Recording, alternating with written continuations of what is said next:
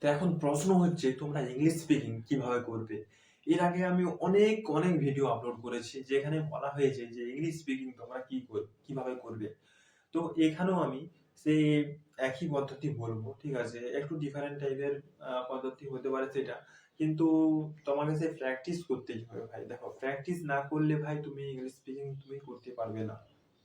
আমি মানছি যে তোমার প্র্যাকটিস করতে তোমার একটু প্রবলেম হবে, কারণ বাড়ির বিভিন্ন ধরনের কাজ করতে হয় এবং অন্যান্য পড়াশোনার কাজ করতে হয়, ঠিক আছে?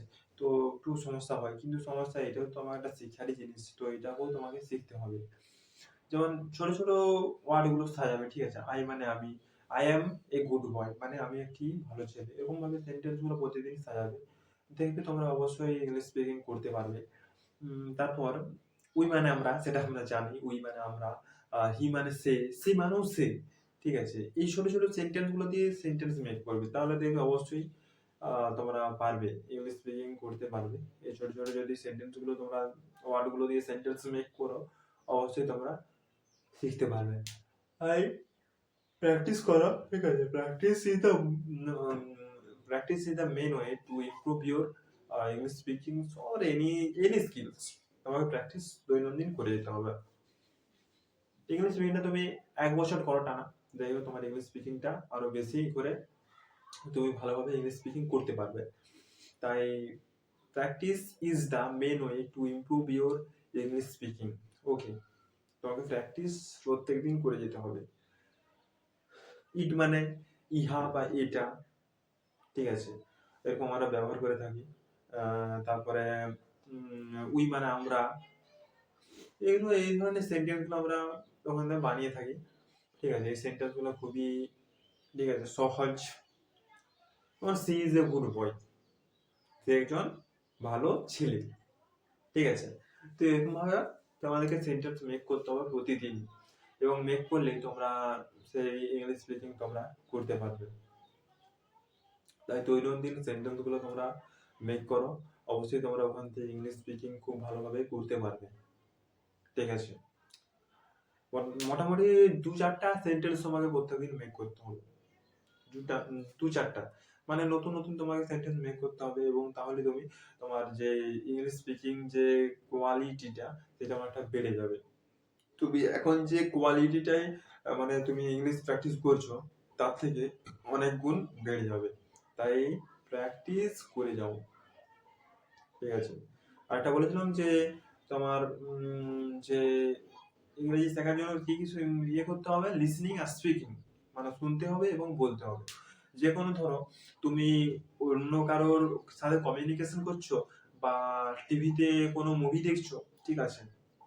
প্রথম বলছি কমিউনিকেশনটা করছো, যে কমিউনিকেশন করছো একটা মানুষের সাথে করছো, তার কথাগুলো আগে শুনতে হবে। মানে সে কি বলছে সেরকম অনুযায়ী তার সাথে কথা বলতে হবে। মানে সেরকম তুমি তখনই কথা বলতে পারবে যখন আহ, যখন তুমি তার কথাগুলো শুনবে। মানে লিসনিং প্রথমে শুনতে হবে, তারপর স্পিকিং বলতে হবে। শুনে তুমি কি বলতে চাও সেটা তোমাকে বলতে হবে। কি শুনলে সেটা তোমাকে বলতে হবে, তাহলে তুমি যে ভাষাটা তুমি শিখতে চাইছো তাহলে তুমি সেই ভাষাটা শিখতে পারবে। আর যদি পারো তো তাহলে রাইটিং মানে লিখতে পারো, ঠিক আছে? মেন হচ্ছে লিসনিং আর স্পিকিং দুটা করতে হবে, কারণ যেহেতু আমরা এটা স্পিকিং করব, ঠিক আছে? তাই স্পিকিংটা করতেই হবে। কথা বলার জন্যই এই ল্যাঙ্গুয়েজটা শেখা হচ্ছে, তাই লিসনিং প্রথমে শুনতে হবে, তারপর স্পিকিং, তারপর বলতে হবে। আর যদি পারো তাহলে রাইটিং লিখতে হবে। আর ইংরেজি শেখার জন্য একটা মোস্ট ইম্পর্ট্যান্ট জিনিস, সেটা হচ্ছে টেন্স। টেন্সটা কেন শিখবে? টেন্সটা হচ্ছে কোথায় কি বাক্য বলতে হবে, আর কিভাবে বাক্য সাজাতে হয়, সাবজেক্ট, স্ট্রাকচার, সমস্ত কিছু ওই টেন্সের 12টা টেন্স আছে, ঠিক আছে? ওই 12টা টেন্সের মধ্যে সমস্ত কিছু বোঝানো হয়েছে। টেন্স হচ্ছে 3 প্রকার: পাস্ট টেন্স, প্রেজেন্ট টেন্স এবং ফিউচার টেন্স। এই পাস্ট, প্রেজেন্ট, ফিউচার টেন্সকে আমার 4টি করে ভাগে ভাগ করা হয়েছে। প্রথমে বলছি past tense: past indefinite, past continuous, past perfect, past perfect continuous tense.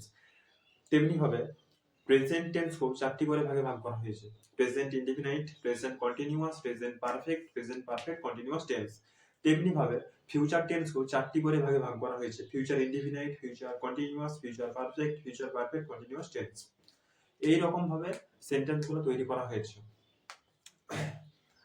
ওখানে বুঝিয়ে বলা হয়েছে যখন কোনো ইউটিউব থেকে টেন্সের ভিডিও দেখবে বা কোনো বই থেকে টেন্স দেখবে 12 প্রকার হয় এবং তাদের স্ট্রাকচারগুলো বিভিন্ন টেন্সের বিভিন্ন রকম স্ট্রাকচার আছে, সেখানে স্ট্রাকচারগুলো দেখবে আলাদা আলাদা, প্রত্যেকটা টেন্সের স্ট্রাকচার কিন্তু আলাদা আলাদা। তাই ওই টেন্সগুলো শেখো, অবশ্যই তোমরা অনেক কিছু ওখান থেকে বিল্ড আপ করতে পারবে। আর হচ্ছে প্রিপোজিশন অন, অ্যাট, ঠিক আছে, in, the, about, above, above, এগুলো সব প্রিপোজিশনের মধ্যে পড়েছে। এই প্রিপোজিশনগুলো তোমাদেরকে খুব ভালোভাবে আয়ত্ত করতে হবে, তবে তোমরা ইংলিশ স্পিকিংটা ভালো করতে পারবে। আর টেন্স শেখার জন্য, এই ইংলিশ স্পিকিং করার জন্য যে তোমাকে ভয়েস চেঞ্জ, ন্যারেশন চেঞ্জ এসব করতে হবে তেমনটা কিন্তু নয়। যারা এই টেন্স জানে না, যারা প্রিপোজিশন জানে না, যারা গ্রামার জানে না, তারা কিছুই জানে না, তারা কিন্তু ইংলিশ স্পিকিং করছে কিভাবে, ওই শুনে আর বলে। প্রথমে শুনছে কি বলছে, তারপরে বলার চেষ্টা করছে। দেখবে এরকম আমাদের ভারতবর্ষে অনেক জায়গা আছে যেখানে পড়াশোনা কিছুই জানে না মানুষগুলা, ঠিক আছে, শহরে থাকে এবং ওই লিসেনিং শুনছে এবং স্পিকিং বলে বলে, ঠিক আছে, লিসেনিং শুনে বলে ইংলিশ স্পিকিং হয়ে গেছে, ঠিক আছে। তাই প্রথমে লিসেনিং শুনতে হবে, তারপর স্পিকিং বলতে হবে। লিসেনিং আর স্পিকিং এই দুটো কিন্তু মাস্ট করতেই হবে, তবেই তুমি ইংলিশ স্পিকিংটা করতে পারবে। Good bye. এই ভিডিওটা দেখার জন্য অসংখ্য ধন্যবাদ। চ্যানেলটিকে সাবস্ক্রাইব করবে আর ভিডিওটিকে একটা লাইক করবে। ধন্যবাদ।